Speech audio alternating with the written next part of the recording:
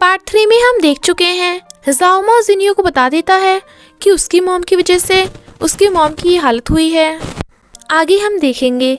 I suggest आप part 4 से पहले पार्ट 3 भी देख लीजिए, जिसका लिंक आपको ऊपर आई बटन पर मिल जाएगा। अगर आपको मेरी वीडियोस अच्छी लगती हैं तो लाइक और शेयर करना, और हाँ, कमेंट कर ज़रूर बताना। और ऐसी ही नई नई लेटेस्ट वीडियोस देखने के लिए हमारे चैनल को सब्सक्राइब भी कर देना। इधर जाओ अंकल को देख पहचान लेती है कि वो कर्जेदार है, पर वो मना कर चला जाता है। और जिनियो को देख वो उनके साथ बस स्टॉप पर आ जाती है। जाओ माओ पहले तो जिनियो की हेल्प करने लगा था, पर फिर नहीं करता, तो जाओ उसकी हेल्प करती है। उसके जाने के बाद जाओ कहती है, ऐसा लग रहा है जाओ माओ तुम्हें हेट करने के लिए खुद को फोर्स कर रहा हो। जिनियो उसके साथ घर जाने को मना करती है, पर जाओ के बार बार कहने पे कहती है, हाँ ठीक है, मैं तुम्हें प्रोटेक्ट करूँगी। जाओ कहती है, नहीं, मैं तुझे प्रोटेक्ट करूँगी। फिर वो दोनों इंटरनेट पे देखती हैं कि पहले इस फॉर्म का नाम हेल्थी फॉर्म था, जिसने कॉन्ट्रैक्ट साइन किया और सप्लाई पूरी न होने पे इस फॉर्म ने प्योर मिल्क में एक्सपायर मिल्क पाउडर बनाकर कैफ़े में बेचा था। तो जिनियो को कैफ़े में आकर पता चलता है कि हेल्थी फॉर्म का कॉन्ट्रैक्ट उनसे उसकी मॉम लिनमैन ने ही ज़बरदस्ती साइन करवाया था, जिसका मिल्क पीकर लोगों को फूड पॉइजनिंग हो गई थी। और लोगों के विरोध करने पे हेल्थी फॉर्म हमेशा के लिए बंद हो गया। तो वो यितिंग को कहती है, मेरी मॉम शायद अच्छी इंसान नहीं है, तुम पहले से जानते हो कि मेरी मॉम अच्छी नहीं है। वो कहता है, सबके लिए अच्छे इंसान की डेफिनेशन अलग अलग है, हो सकता है तुम्हारे लिए वो अच्छी मॉम है, पर दूसरों के लिए एक अच्छी इंसान ना हो। वो कहती है, तो क्या सच में उस फार्म की ये हालत मेरी मॉम की वजह से हुई है? प्लीज़ मुझे फिर से फॉर्म में जॉब दे दो, मैं इन्वेस्टिगेशन करके सच का पता लगाऊंगी। वो पूछता है, और सच पता चलने पे तुम क्या करोगी? वो कहती है, अगर मॉम ने कुछ गलत किया होगा तो मैं उसे ठीक करूंगी, और अगर वो निर्दोष हुई तो मैं सबको सच एक्सप्लेन करूंगी। यितिंग का असिस्टेंट उसे लिनमैन का फ़ोन ला कर देता है, जिसमें मिस्टर शू का भी कॉन्टैक्ट था, और उसे पता चलता है कि लिनमैन की कोई भागने में हेल्प कर रहा है। जिनियो को सैड देख जाओ से हक करती है, पर जब जाओ को पता चलता है कि जिनियो फिर से उसी फॉर्म में जाने वाली है, तो वो उसे यितिंग से दूर रहने को कहने लगती है। पर जिनियो तो यितिंग को अच्छा इंसान समझ रही है। इधर कियानी यितिंग के साथ डांस प्रैक्टिस कर रही थी, और उसे पार्टी में सही टाइम पे आने को बोल देती है। जिनियो के ईमेल के कारण जाओ के फ़ोन पे मिस्टर शू का मैसेज आता है, जो जिनियो का अमेरिका वाला टीचर है।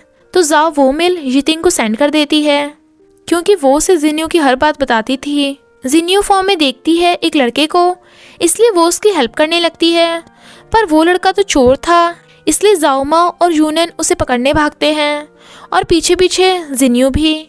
यूनन उस लड़के को पकड़ लेती है। जाओ उसकी हेल्प करने आती है, पर उसकी स्टुपिडिटी की वजह से चोर भाग जाता है। जाओ माओ जिनियो की उठने में हेल्प करने लगा था, पर यूनन के कहने पे जल्दी से उससे दूर होता है। वो उन दोनों से सॉरी बोलती है, पर वो दोनों चले जाते हैं। तो वो यितिंग के ऑफिस आती है, पर अपने गंदे कपड़े देख जल्दी से साफ करने लगी थी, और फिर अपनी चोट देख उस पर दवा लगाने लगी थी। यितिंग बाहर खड़ा उसका वेट कर रहा था। वो कॉकरोच को देख चिल्ला पड़ती है, तो यितिंग जल्दी से अंदर आ जाता है, पर वो तो अनड्रेस थी, तो जाने लगा था। पर उसकी चोट देख वो उसकी बैंडेड लगाने में हेल्प करने लगता है, पर दोनों काफ़ी नर्वस थे।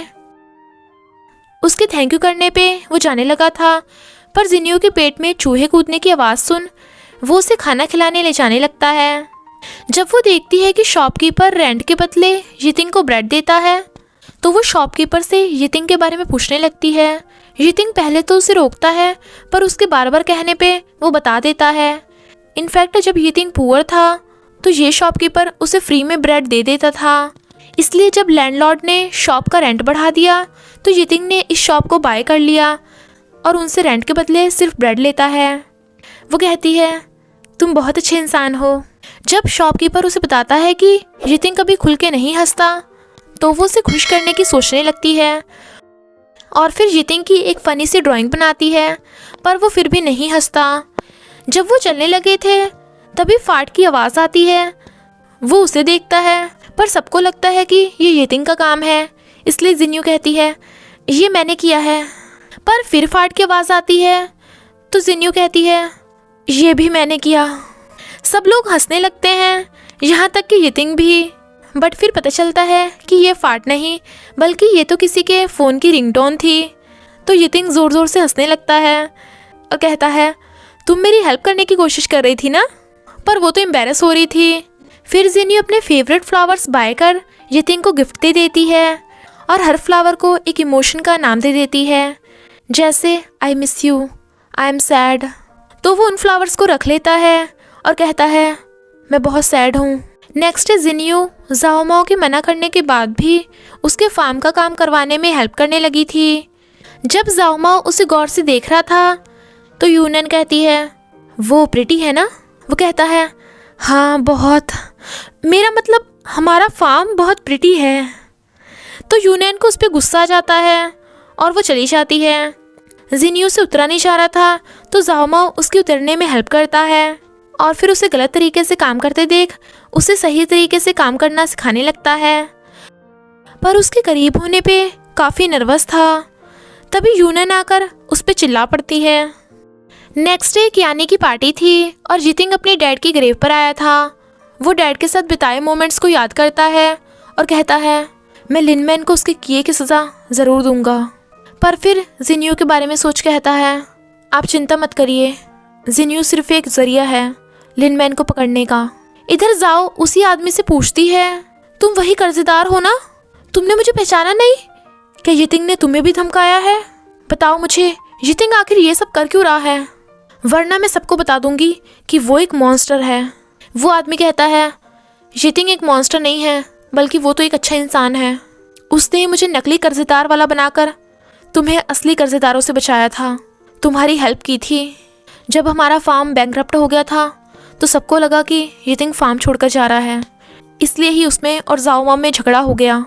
पर यितिंग तो बहुत पुअर लाइफ जी रहा था क्योंकि वो अपने डैड को जस्टिस दिलाना चाहता है। चिंता मत करो, वो जिन्यू को हर्ट नहीं करेगा जैसे उसने तुम्हें हर्ट नहीं किया।